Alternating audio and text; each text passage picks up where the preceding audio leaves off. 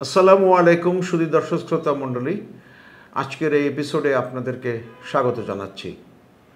আজকের বিষয় Lebanon, Israel এবং ইরান নিয়ে যে সর্বশেষ পরিস্থিতি সৃষ্টি হয়েছে সেটার মূল্যায়ন করা।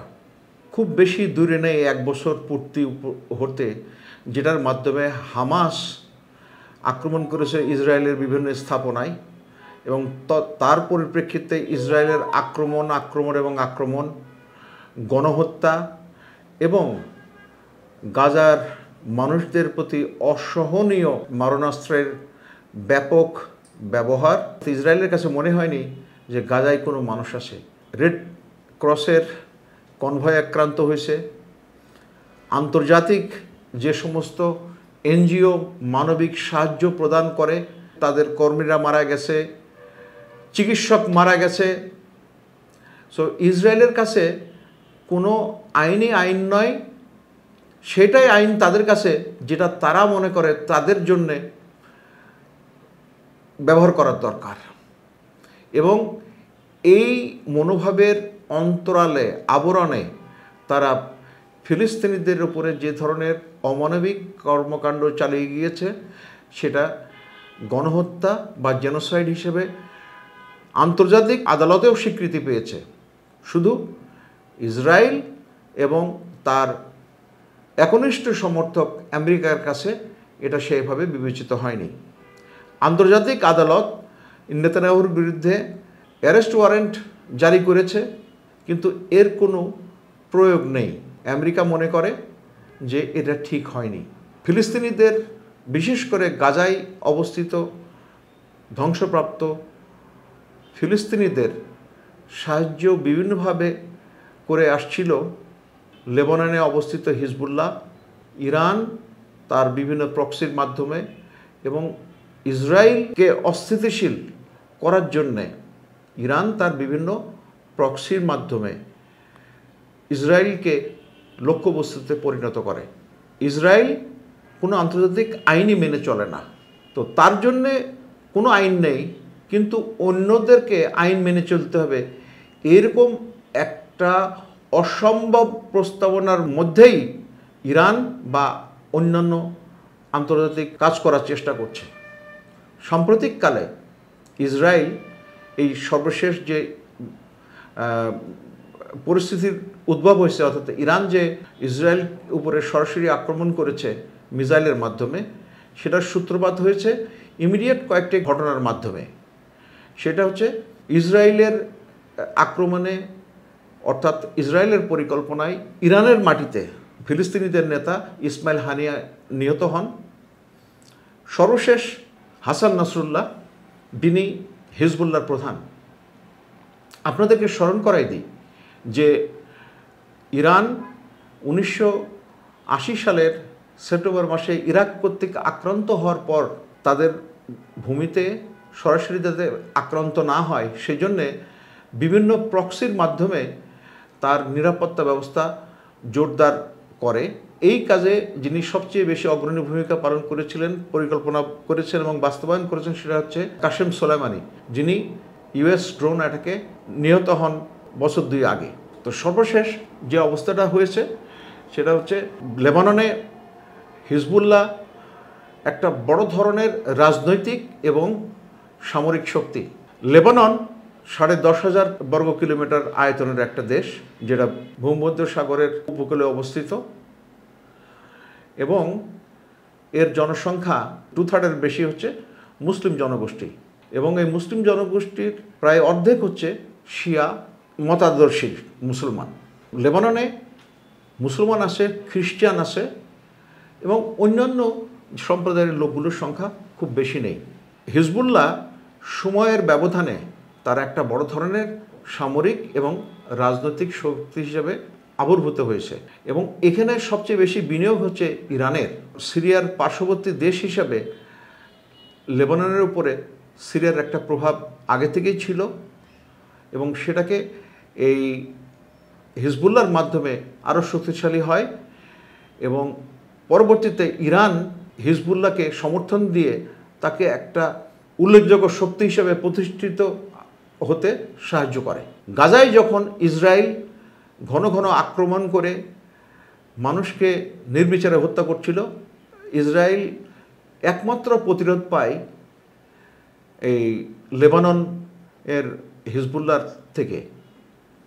এখন ইসরায়েল লেবাননের প্রতিবেশী দেশ, সুতরাং লেবাননের থেকে তাদের উপরে আক্রমণ আসার ফলে ইসরায়েলের উল্লেখযোগ্য সংখ্যক অধিবাসী লেবানন সীমান্ত থেকে চলে যেতে বাধ্য হয়। তো এটা ইসরায়েলের জন্য কোনোভাবেই সুখদায়ক ছিল না।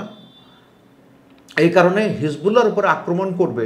তারা জানে যে হিজবুল্লাহ যখনই আক্রান্ত হবে তখন ইরান তার সাহায্যে আসবে। তো মোটামুটি এই সমীকরণে সর্বশেষ যে আক্রমণ ইরান করলো, মিসাইল আক্রমণ করলো।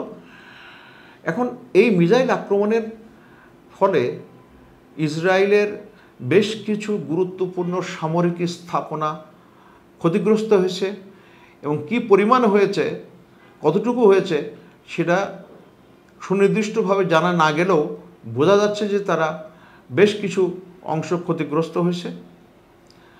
আর ইসরায়েলের যে দুর্ভেদ্য মিসাইল প্রতিরক্ষা ব্যবস্থা, সেটাকে ভেদ করেও ইরানের অস্ত্রগুলো তাদের লক্ষ্যবস্তুতে আঘাত হানতে সক্ষম হয়েছে। এটাকে অল আউট ওয়ার বলা যাবে না, ইরান প্রত্যুত্তর দিয়েছে, এবং এর জবাবে ইসরায়েল কি জবাব দিবে সেটা এখনও নিশ্চিত নয়।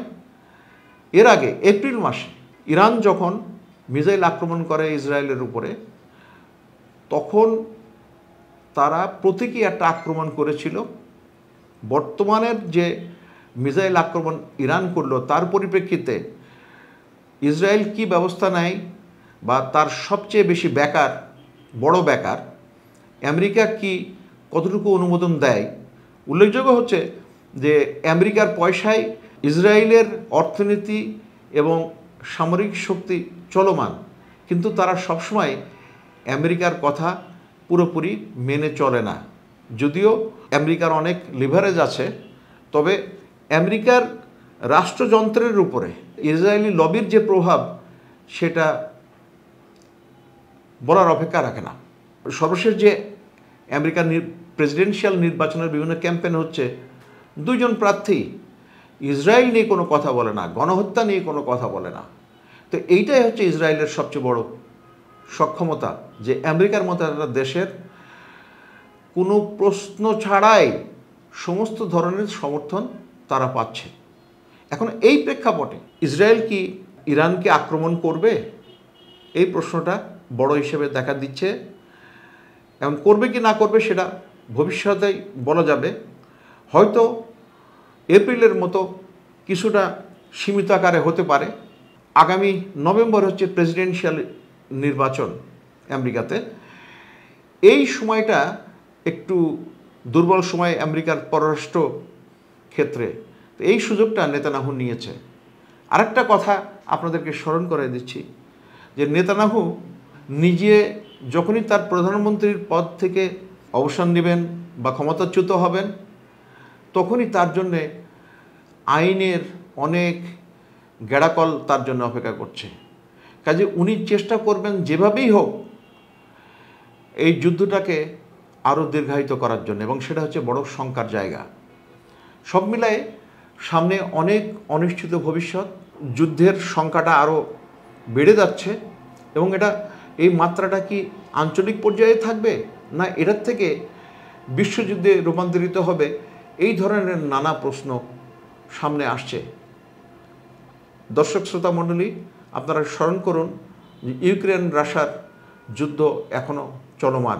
সবচেয়ে বড় সত্য হচ্ছে যে বহুত নিরীহ মানুষ মারা যাচ্ছে, যাদের কোনো অবলম্বন নেই, এবং এই জনগোষ্ঠীর অর্থাৎ দক্ষিণ এশিয়ায়, বা আমরা যেটা মধ্যপ্রাচ্যই বলি, সেখানে মুসলমানরাই সবচেয়ে বেশি ক্ষতিগ্রস্ত হচ্ছে। এতগুলো মুসলিম দেশ, কিন্তু গাজার অসহায় মানুষদের জন্য তাদের সাহায্য কথার মধ্যে সীমাবদ্ধ। ঠিক একইভাবে লেবাননে যে একাধিকবার এর আগে আক্রমণ করেছে, আবার ইসরায়েল গ্রাউন্ড অ্যাটাকের পরিকল্পনা করছে, তো গ্রাউন্ড অ্যাটাকে 2006 সালে যখন ইসরায়েল করে, তারা প্রচুর ক্ষয়ক্ষতির সম্মুখীন হয়, সেটা তাদের মাথায় আছে। এবং 2006 সাল থেকে গত 18 বছরে হিজবুল্লাহ অনেক অনেক বেশি নিজেদেরকে সামরিকভাবে শক্তিশালী করেছে। আবার আরেকটা বিষয় দেখা যাচ্ছে যে এই সামরিক শক্তি বৃদ্ধির পাশাপাশি বর্তমান সংঘাত, লেবাননের যে বিভিন্ন গোত্রের মধ্যে সংঘাত, গোষ্ঠীর মধ্যে সংঘাত, সেটা আবার বাড়াই দিতে পারে। এবং হিজবুল্লাহর যে অবস্থান সেটা কতটুকু অটুট থাকবে সেটাও আগামী দিনগুলোতে সামরিক পরিস্থিতির উপর নির্ভর করবে। ধন্যবাদ সাথে থাকার জন্যে, শুভকামনা। আসসালামু আলাইকুম।